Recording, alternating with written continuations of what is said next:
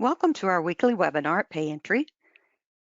Today we're going to present information on the new paid leave laws and how to track these leaves in Payentry.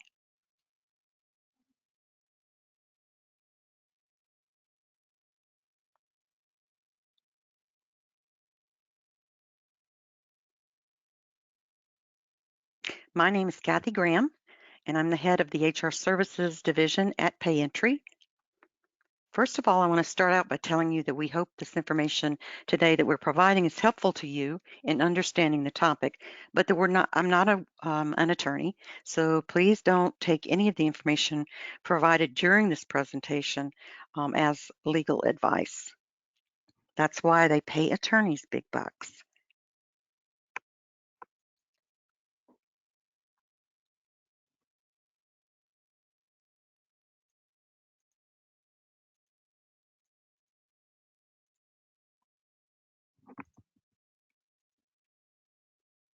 So let's talk about the acts that have impacted us since the pandemic started.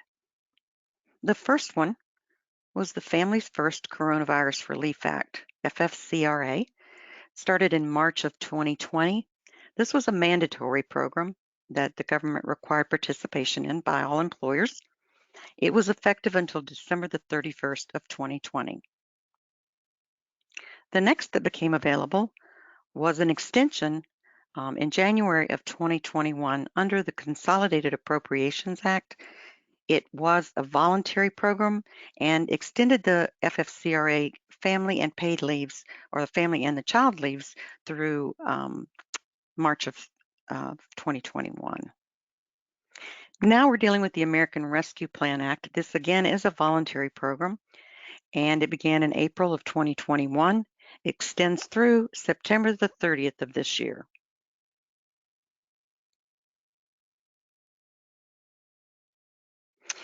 As I mentioned, the American Rescue Plan Act, that does extend those paid sick and family leaves that we had prior to this act, with some changes.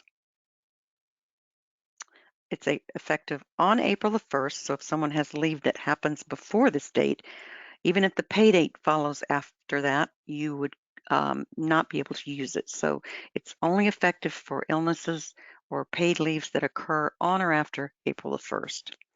Participation is voluntary, so you don't have to participate if you don't want to. But if you would like to take the advantage of the tax credits, then you can take tax credit against your liability for Medicare and Social Security taxes.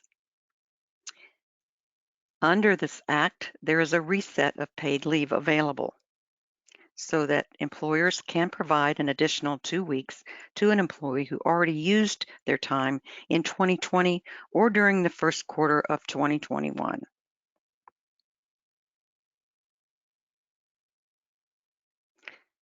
This paid sick leave, which we're going to focus on first, allows employers with less than 500 employees to provide paid leave for certain COVID-related reasons through the end of September.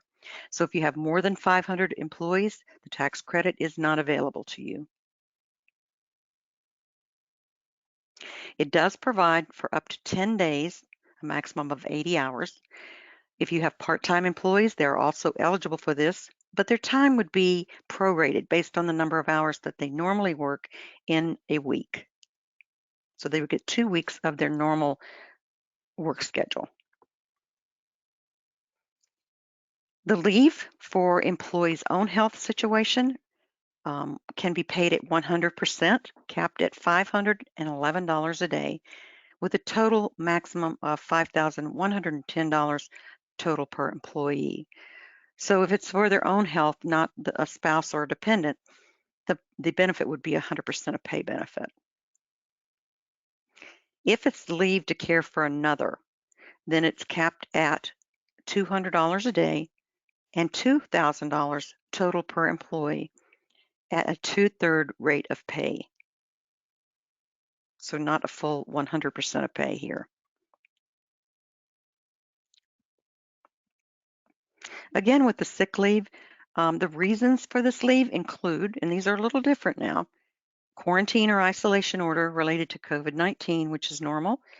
They've been advised by a healthcare provider to self-quarantine. they've had symptoms of COVID-19 and they're seeking a medical diagnosis. They can be under this now caring for an individual subject to an isolation order or quarantined, or care for a child whose school or place of care is closed. They also can take this time to obtain a vaccination, time off to recover from any reaction that they have to the immunization, and then they can also take time off to receive a test result. Now, these last three things are for the employee only. So if an employee comes in and wants to take their family to get vaccinated, that would not be paid time off. It's only for the employee.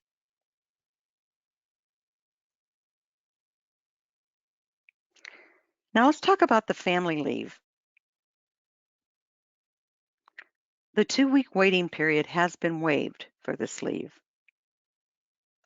It is, however, limited again to $200 a day for up to 12 weeks and two-thirds of the employee's regular rate of pay. However, and it raises the aggregate cap, the limit, from $10,000 to $12,000. They can take family leave if they're unable to work or telework because of any of the reasons listed for paid sick leave, the ones that we just went over. So it's the same reasons for both leave now. The difference is in the rate of pay and the cap. The tax credit can be increased by health plan expenses that you as the employer pay, certain collectively bargained benefits, and the employer's share of Social Security and Medicare taxes paid on wages, up to those daily and total caps. In the prior legislation, only Medicare taxes were part of this tax credit. Social Security has been added in. And under this act, there have been some new non-discrimination rules posted for this. You may not discriminate in favor of your highly compensated employees, your full-time employees, or length of service and seniority. So you can't exclude your part-timers. You cannot say that they have to have worked for you a certain length of time. So you can't exclude those who've worked for you for 30 days and not the ones who've worked for you for 10 years. So it has to apply to everyone in your company. Payentry has created some codes that you can use to track your paid leaves. These will be automatically loaded into your system so that you can take advantage of them. On our website at www.payentry.com, you can see under Resources at the top, if you click on Resources, you'll see some drop down. Under this, you'll see American Rescue Plan Act paid leaves. This will give you all the information that you need for the codes. You'll find this document. This is for eligible wages paid April 1st through September the 30th of 2021.